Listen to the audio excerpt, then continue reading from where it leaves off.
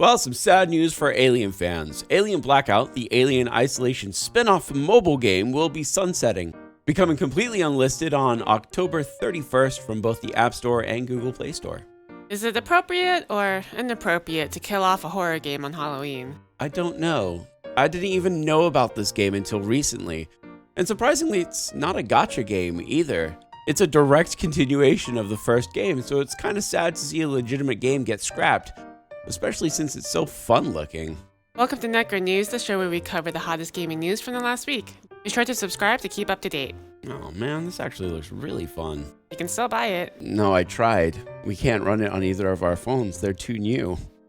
Breaking news! John Riccitiello, former CEO of EA and current target of game developer hate everywhere, has stepped down from his position as Unity CEO. From a statement by Ravioli, "It's been a privilege to lead Unity for nearly a decade and serve our employees, customers, developers, and partners, all of whom have been instrumental to the company's growth." He lied as easily as he breathed, lying on a bed of insider trading money. The former IBM president, James Whitehurst, will become interim CEO of Unity, and the lead independent director of the Unity board, Roloff Botha. That sounds like a Warhammer 40k name. Yeah? Yeah, like, "Yes, brothers, we will cleanse the world of the unreal fiend for the Emperor!" or something. As I was saying, Roloff Botha will become the chairman. I wonder if this was all part of his plan. He did actually do insider trading as we reported previously, but I don't know. What do you guys think? Let us know. そして今、キコの魂はこの回路の中で幸せに生き続けていく。With the Microsoft ActiBliz merger finally completed, changes are already happening, and big ones. After years of tormenting the video game industry, Bobby Kotick, the CEO of Activision Blizzard, is finally stepping down at the end of this year. Shut up! Bobby is responsible for a lot of terrible things, but my favorites are allegedly firing a flight attendant because she was sexually harassed, telling an assistant he was going to kill her, being in Epstein's black book, and being largely responsible for the grip of microtransactions that have taken over gaming due to Guitar Hero. Also, this quote. Yeah, he's a scumbag. Unfortunately, it doesn't seem like he'll be sad upon his departure. Because he's a majority stockholder, he'll be making a lot of money still, and also his severance pay will be good as he's getting a change of control reward as he's being replaced. So, you know. Yeah. It is impressive how fast Ubisoft is sinking. My god. Unsurprising though. I mean, Skull and Bones still isn't out, and their free-to-play FPS game, XDefiant, has been put on indefinite hiatus, despite the game originally being set to launch summer of this year. The latest public test session apparently showed the devs that there was some inconsistencies in the game experience that were needing to be addressed. So while we won't dunk on the developers too hard, it's pretty hard to cut them too much slack when the game failed even console certification tests. Anyway, the statement that he put out does seem to hint towards them wanting to keep working on it, but only time can tell. History repeats itself apparently, as Mihoyoverse has tried to get around Apple's Apple tax, and has done so twice now. Much like the lengthy court case between Apple and Epic, MiHoYo circumvented the Apple tax by offering alternate payment venues to customers through the use of WeChat, Alipay, and their very own Forum app. Everything was done on the down low, with apparently no advertising of these features, going so far as to only having customer service agents recommending the payment options to the users who needed it.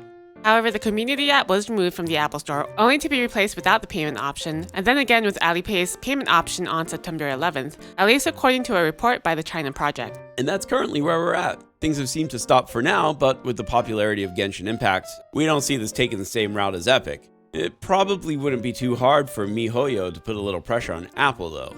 I still hope they get wrecked though. Wait, Apple or MiHoYo?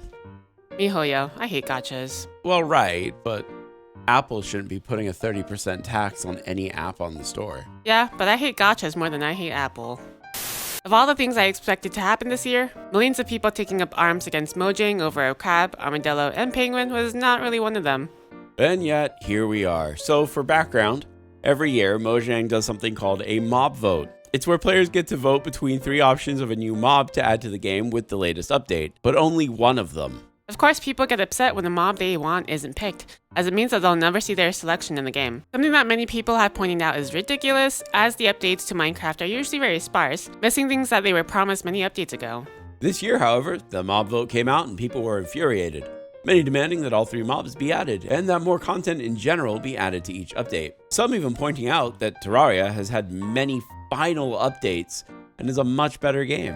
But because this is the internet, it didn't stop with just posting on the forums. Nope, hundreds of Minecraft Union posters and propaganda have been circulating on TikTok and Twitter, showcasing that the Minecraft community will no longer stand for these lackluster updates. We see niet to my vote. Final story, originally planned to be a remake, Lollipop Chainsaw Repop has been changed from a remake to a remaster, according to game designer Yoshimi Yasuda.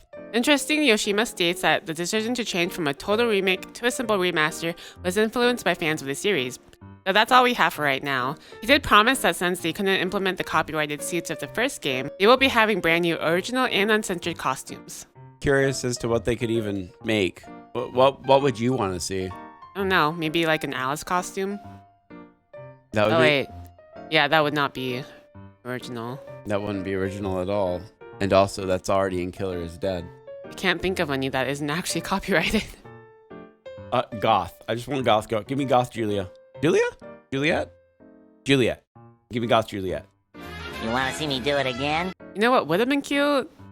What? Bubbles from Powerpuff Girls. Oh, that would have been cute. Weird, but cute. Don't make it weird, I thought it was just cute. It's impossible to not make that weird. It's Lollipop Chainsaw. Jessica Nigiri costume where it's Juliet cosplaying as Jessica Nigiri cosplaying as Juliet. This week's Buried Alive Banger, a segment where we cover a game our community thinks hasn't had enough attention, is kind of an old one actually, 5 years old. It's called The Vagrant. The Vagrant is a side-scroller beat-em-up that takes a lot of inspiration from Vanillaware games. From the art, to the movement, to the assets. It's a beautiful homage to the studio. It's not very long, about 3 hours, but it's $4, so you're not going to be left wanting. Go get it!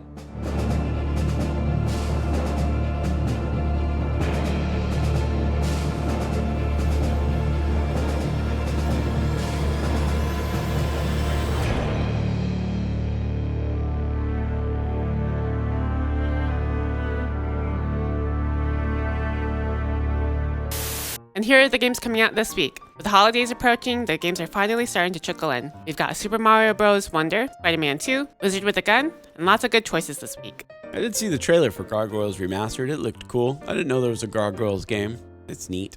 And here's our schedule for this week. I'm going to attempt Mortal Kombat Online over on Twitch. That way, if I get my ass handed, I can just switch to another game. Anyway, if you like what we do here, consider subscribing to the channel and leaving a like. We appreciate it very much. And a special thank you to our YouTube and Coffee members, where we do appreciate any support you guys can give us. So until next time, Goodbye.